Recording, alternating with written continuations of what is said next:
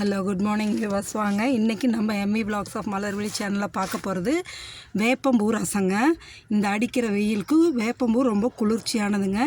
இது கடையில் நாட்டு மருந்து கடையிலையும் கிடைக்கும், நீங்கள் வாங்கலாம். இல்லை வீட்டில் வேப்ப மரம் இருந்தாலும் அதில் பூ இப்போ நல்லா இருக்குங்க, எடுத்துக்கலாம். நான் எங்கள் வீட்டில் இருந்த வேப்ப மரத்தில் இருந்தது தான் எடுத்திருக்கேன். பாருங்கள், தாளிக்கிறதுக்கு கடுகும் வெந்தயம் முக்கியங்க. 2 தக்காளியை வந்து வெந்நீரில் போட்டு எடுத்து உரித்து வச்சுருக்கேன். 2 மிளகா, 2 கொத்து கருவேப்பிலை, புளி ஊற வச்சுருக்கேன் பாருங்கள்.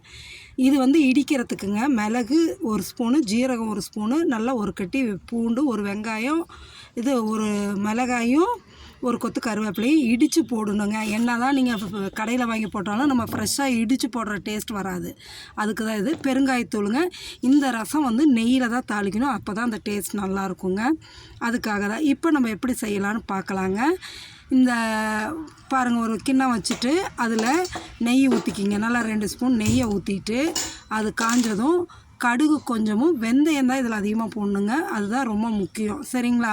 இந்த நெய்யை ஊற்றுனதுமே கடுகும் வெந்தயம் போட்டு பொரியிட்டுங்க. பொரிஞ்சதும் அதுக்கு 2 மிளகாயும் 1 கொத்து கருவேப்பிலையும் போட்டு தாளித்து விட்டுருங்க. தாளித்து விட்டுட்டு புளியை நல்லா கரைச்சி வச்சுக்குங்க. கரைச்சி வச்சுட்டு அதை ஊற்றணும். நம்ம தக்காளி வந்து வெந்நீரில் ஒரு 5 நிமிஷம் போட்டு எடுத்து தோலை உரித்து எடுத்துருங்க. உரித்து எடுத்துட்டிங்கன்னா உங்களுக்கு நல்லா மசிச்சு கையில் பிசைஞ்சு எடுக்க நல்லாயிருக்கும். அதுக்காக தான் நான் அந்தமாரி செஞ்சு வச்சுருக்கேன். இப்போ பாருங்கள், தான் புளி தண்ணி ஊற்றியாச்சுங்க. ஊற்றிட்டு அந்த மிளகு ஜீரகத்தையும் போட்டு இடிங்க. அதுக்கப்புறம் இந்த மிளகா 1 கொத்து கருவேப்பிலையும் போட்டு இடிச்சிருங்க. பூண்டு வந்து தோலை உரிக்காதீங்க. உரிக்காமல் கையால் தேய்ச்சி விட்டுட்டு அதையும் போட்டு அப்படியே இடிச்சிருங்க. அதோட டேஸ்ட்டு தனி தான். அந்தமாரி இடிச்சிருங்க. இப்போ பாருங்கள், அந்த தக்காளியை நல்லா பிசைஞ்சு கரைச்சி விட்டு ஊற்றிடுங்க. ஊற்றிட்டு இப்போ இதுக்கு தேவையானது மெயினானது பெருங்காயத்தூள், அது கொஞ்சம் போட்டுக்குங்க. போட்டுட்டு இதுக்கு மஞ்சத்தூள் கொஞ்சம் போட்டுருங்க. போட்டு இதுக்கு தேவையான அளவு உப்பும் போட்டுருங்க. இந்த ரசத்துக்கு தேவையான அளவு உப்பு இதை இடித்தது பாருங்கள், உரலில் இடித்தது அதையும் போட்டுடுங்க. போட்டுட்டு உப்பையும் போட்டு உங்களுக்கு ரசம் எந்த அளவு தேவையோ அந்த அளவுக்கு தண்ணி ஊற்றிக்கலாங்க. இன்னும் கொஞ்சம் கூட நான் தண்ணி ஊற்றிக்க போகிறேங்க. உப்பை போட்டு தண்ணி ஊற்றிக்கிங்க. ஊற்றிட்டு இப்போ அந்த வச்சுருக்கோம்ல வேப்பம்பூவை, அதை வந்து தனியாக நெய்யில் வறுத்து தான் எடுத்துக்கணுங்க.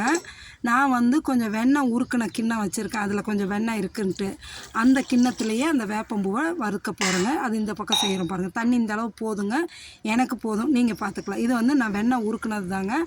அதிலே இந்த வேப்பம்பூவெல்லாம் போட்டு அப்படியே பெரட்டி எடுக்க போகிறேங்க. அது வேஸ்ட் ஆக்க வேண்டாமேன்ட்டு.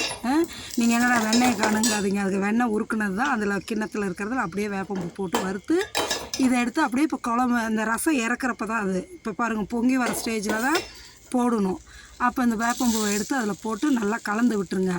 கலந்து விட்டுட்டு இந்த ரசம் அதிகமாக கொதிக்கக்கூடாதுங்க. அப்படியே பாருங்கள், நுரக்கட்டி வருதுல்ல, நுரக்கட்டி வந்துட்டு அப்படியே ஒரு கொதி லேசாக வருங்க. வரும்போது நீங்கள் கேஸை ஆஃப் பண்ணிடலாம். அவ்வளோதாங்க, சூப்பரான வேப்பம்பூ ரசம் ரெடிங்க. நீங்கள் வேப்பம்பூ ரசம் கசக்குன்னு நினைக்காதீங்க, கசப்பே தெரியாதுங்க. உடம்புக்கும் அவ்வளோ குளிர்ச்சிங்க. இது ரொம்ப நல்லது. நீங்களும் செஞ்சு சாப்பிட்டு பார்த்துட்டு எப்படி இருக்குன்னு சொல்லுங்கள். உங்கள் ஃப்ரெண்ட்ஸுகளுக்கு இதெல்லாம் ஷேர் பண்ணுங்கள், சப்ஸ்கிரைப் பண்ணுங்கள், லைக் பண்ணுங்கள், சரிங்களா? கமெண்ட் செக்ஷனில் எப்படி இருந்ததுன்னு சொல்லுங்கள். பாருங்கள், இந்தமாரி கலக்கி விட்டுருணும். அந்த வேப்பம்பூ போட்டு நல்லா கலக்கி விட்டுட்டு இதுக்கப்புறம் கேஸ் ஆஃப் பண்ணிவிட்டு கொஞ்சம் தண்ணி ஊற்றிடணுங்க. அப்போ வந்து அந்த ரசம் கடுத்து போகாதுங்க. அதுக்காக கொஞ்சம் தண்ணி ஊற்றுறது.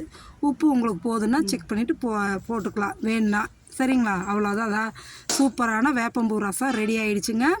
எல்லோரும் சாப்பிட்லாம். இந்த அடிக்கிற வெயிலுக்கு இந்த மாதிரி தாங்க குளிர்ச்சியாக செஞ்சுக்கணும். நீங்களும் செஞ்சு சாப்பிடுங்க. Okay, thank you.